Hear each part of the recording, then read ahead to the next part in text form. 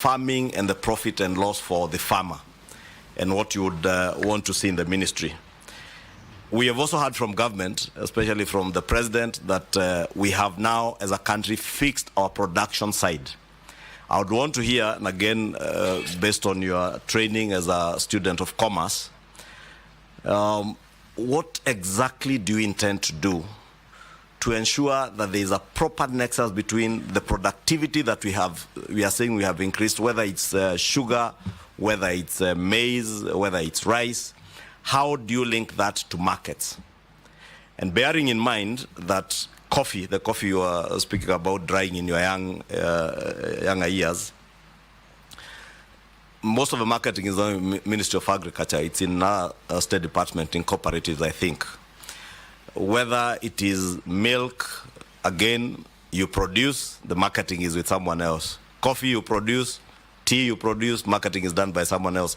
How are you going to create that nexus to ensure that also the country benefits from your experience as a marketer and as a student of commerce to make farming profitable, not just for future farmers, but even for our current farmers, many of who probably are not as tech savvy as the younger generation. And I would really want, I was looking to hear when you spoke about the P&L, how you intend to get that nexus between the good productivity that we now have to making profits for farmers to make it profitable, because that's the only way you'll be able to sustain. This sector has been riddled by cartels, whether it is in the tea sector, coffee sector, milk sector, there are cartels all over. And we have seen in the past, people come into this office, very good-looking people like yourself, very good intentions, but they get swallowed by the cartels. Thank you. How do you intend to protect yourself from being swallowed by these coffee cartels, tea cartels, milk cartels? Brevity. Mr. Chairman, you'll agree that there is quite a bit to respond to here, but I'll try and be as brief as I can. Yes. Thank you very much, Mheshimiwa. Let me start with the issue of communication, because I think that is what you laid emphasis on. I think the first thing to remember is that in my capacity, if I'm approved by this committee, in my capacity as a cabinet secretary, I am simply a cog. I'm simply part of a cog of people and stakeholders that must be involved in the decision-making processes that you have referred to. You can't be part of a cog. You can be a cog in a wheel. Yes. Yes. Indeed. Yes. Indeed, Mr. Chairman. One of the cogs. That is what I am. And Mr. Chairman, the long and short of it is the following, that it is not possible to make progress in that area unless we work together with the stakeholders. We have got to have a consultative approach to these things. Cows belong to individuals. Maize in chambers belong to individuals. They don't belong to the government. You know, coffee in coffee farms belong to individuals. So any decision that we make has got to be made with those individuals who are the owners of the of whatever products and commodities that we are going to be discussing. That's number one. Number two is that there are experts in these areas. There are also experts who have been trained to make decisions in those areas. And I'll tie that up with what you said about COVID, the issues of COVID, which I'll come to on its own at some point if the chairman will allow. And to say the following, that part of the reason why there was so much necessity of communicating virtually every day to the people is the weighty issue that was at hand. You are talking about life and death of people. And therefore, you need to keep them abreast with any issue that is developing in relation to their own lives. Because that is what it came down to. Similar, and that's why we had a press conference virtually every day, whether it was made by myself or other players, or other ministry officials. It was determined, we determined that that is the way we were going to handle communication to them. Now, to do so, we got the right information from the people who are technically qualified to give that information. We had epidemiologists, you know, led by one Professor Anzara, who informed us about the right thing to tell people and the information that people need in order for them to make their own decisions. So the first thing is that we have got to be consultative. We have got to make people, we have got to consult people, we have got to consult the owners, we have got to the owners of agriculture, we have got to consider the experts of agriculture, so that as we make progress, we move together, we work together.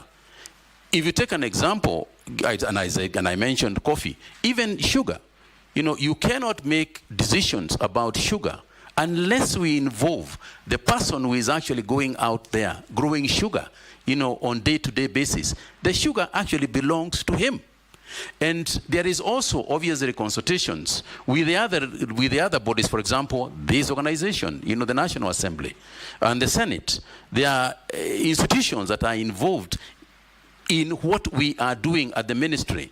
And you will remember, Mr. Chairman, that agriculture is essentially a devolved function. In Schedule 4 of the Constitution, there are the areas that are supposed to be handled by the county governments, and it divides it into areas that are also supposed to be handled by the national government. So we have to involve the stakeholders who are going to be largely, and to a large extent, the county governments. So in terms of communication, I want to be clear that we are going to establish a very robust, you know, communication system that is going to be both in mainstream media as well as social media.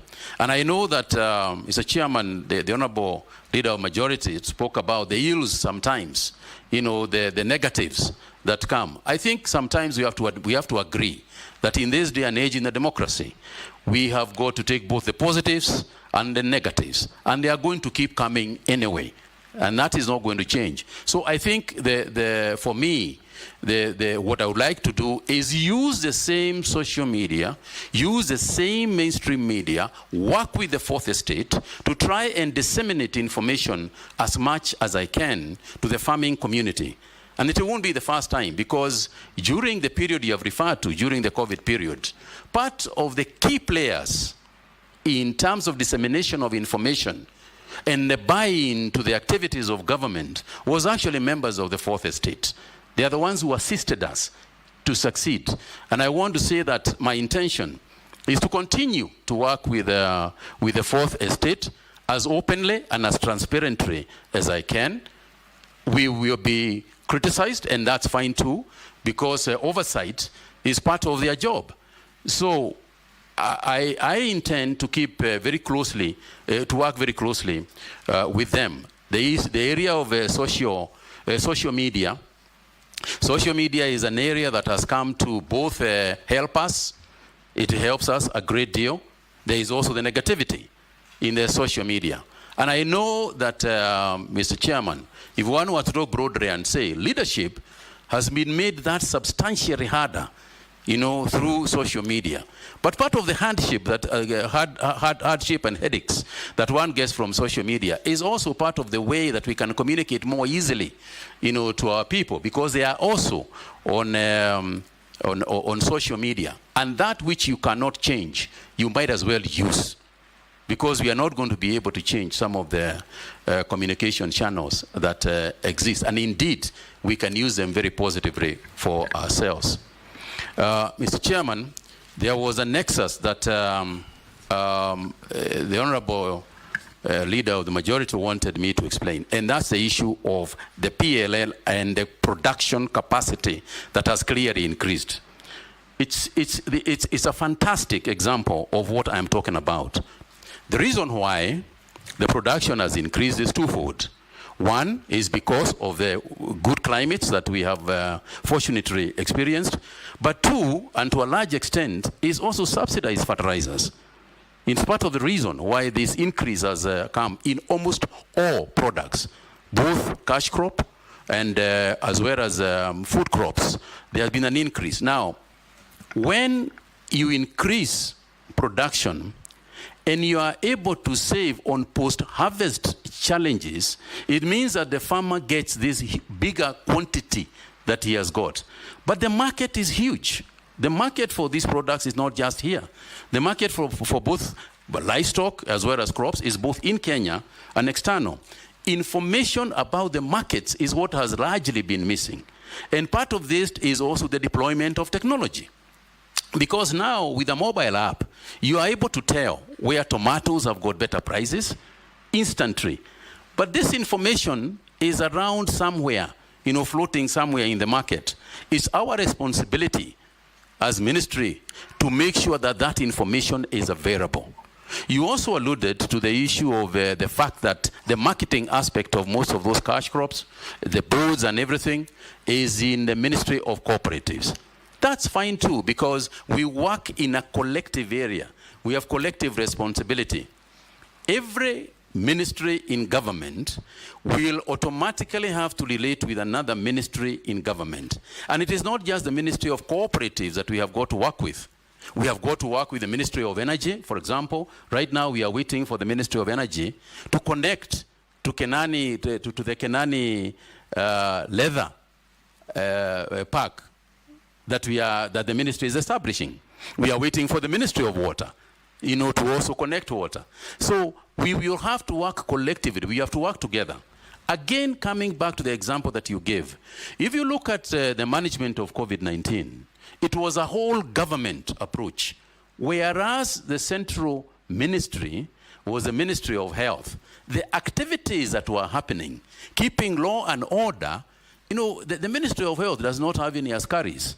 That is Interior that was assisting us in keeping order.